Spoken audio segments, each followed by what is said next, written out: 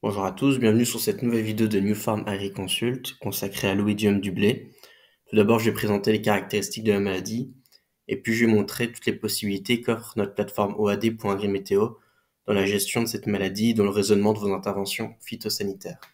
Les symptômes de l'oïdium sont assez connus parce que très visuels, voire impressionnants, avec leurs touffes blanches et cotonneuses comme sur l'image de gauche, qui par la suite, au fil de la saison, vont laisser place à des pustules qui vont devenir brunes ou grises et l'apparition de points noirs au milieu de ceux-ci.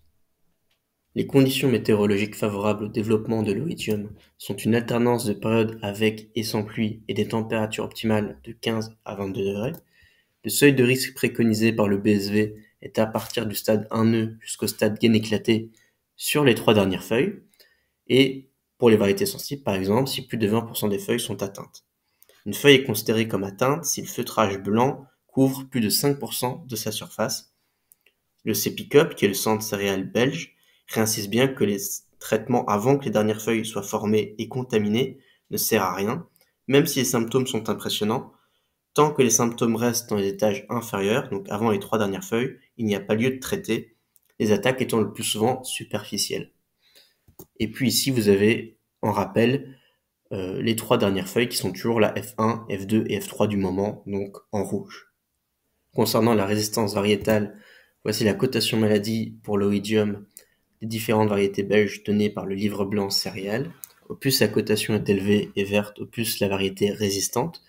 Et voici l'échelle de résistance pour les variétés françaises avec soit une échelle peu sensible à résistant ou soit sensible à très sensible. Et nous voici désormais sur la plateforme OAD.agrimétéo afin de vérifier les risques de maladie pour l'oïdium. Nous pouvons sélectionner différentes stations, la date, stade de la culture, l'humidité du sol.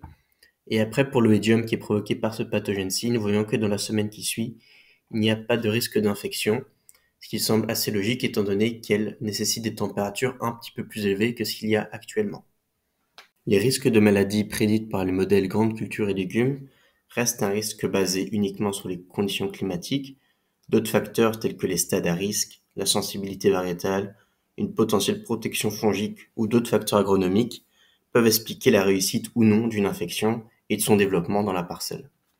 C'en est tout pour cette vidéo, n'hésitez pas à aller regarder nos autres vidéos sur le site agrimeteo.eu ou de tout simplement aller faire un tour sur la plateforme oad.agrimeteo.eu.